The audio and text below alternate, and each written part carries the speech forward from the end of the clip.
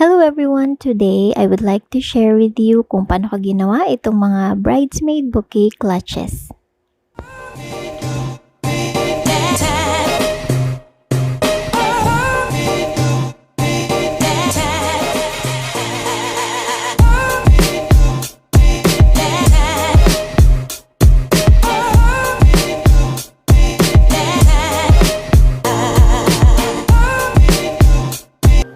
Thank you Mangyan Talks for the intro.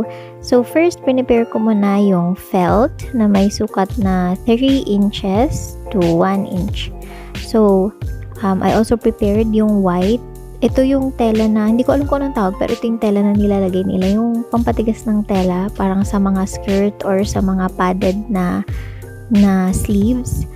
So, a little bit smaller lang doon sa ating felt. And then, I used yung safety pins. Make sure na yung pointy part niya is below, nasa baba siya, para madali siya ikabit doon sa ating mga clutches. So, dalawa on both sides. Again, yung pin is facing down. Ayan, at lagyan natin siya sa dalawang sides and pantay sila. So, for those who are asking kung bakit bouquet clutches yung napili ko, kasi yung bouquet actually hassle siya, 'di ba? Pagdala natin siya. But for bouquet clutches, pwede nilang lagyan ng phone, ng mga pang-retouch or anything na pwede nilang dalhin. So, for me, it's more practical. So, binili ko lang itong mga clutches and decided to DIY yung flower decor para although clutch yung dala nila, it's still decorative, parang like a bouquet. So, after, dinikit ko yung white na tela dun sa felt. And then, I would add these fake leaves. I have this for long. Di ko na maalala kung magkano sila. Pero, makikita nyo sila dun sa mga nagtitinda ng mga fake flowers. So, these are actually, kung di ako nagkakamali, are vines. Tapos, tinanggal ko lang sila from the stems.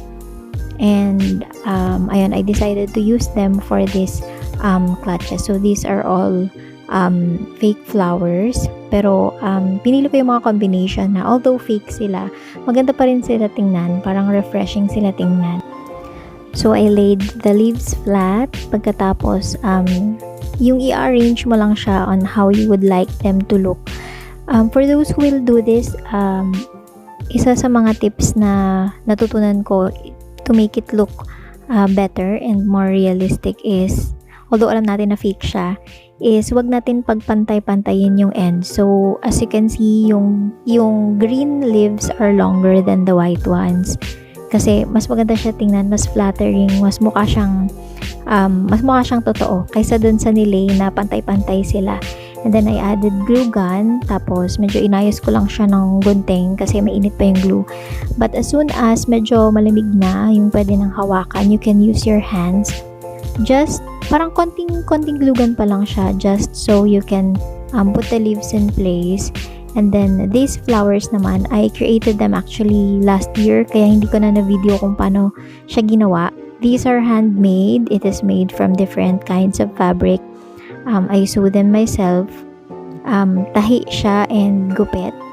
Ayan, and then I added beads dun sa isang flower.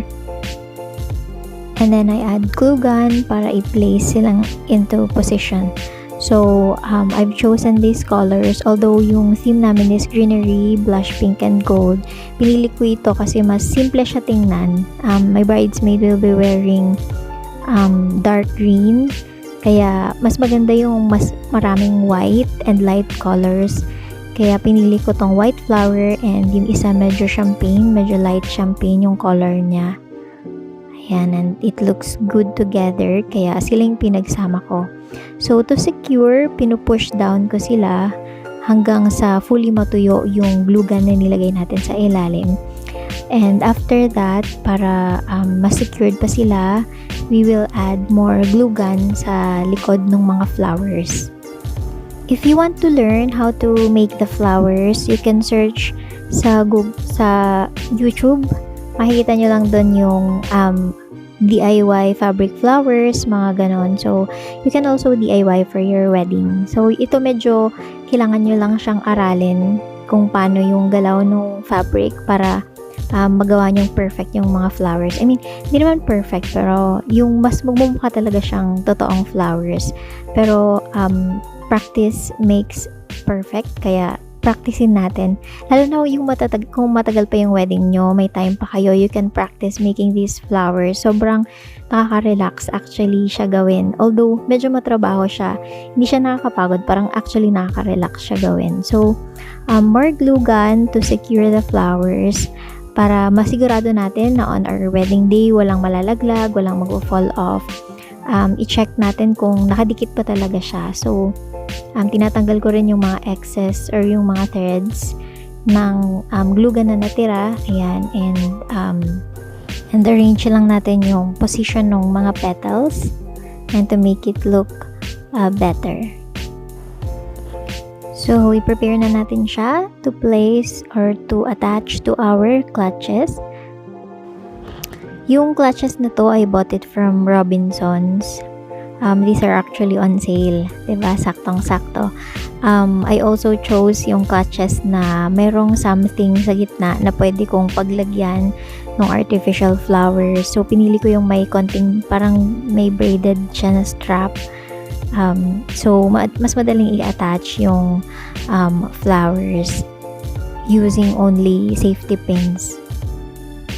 So, i-close natin yung safety pins. Ayan, and then we're done. Ito na po yung finished product ng ating clutches. So, if you want to make your own, actually, if you can't make your own flowers, pwede naman din kayong bumili. May mga flowers kasi na, may mga fake flowers na hindi naman siya super fake tingnan. I mean, hindi siya pangit tingnan. Maganda pa rin sila tingnan. We just have to choose the right materials na gagamitin natin. So, here's the finished product. I hope you liked it, and happy preps everyone!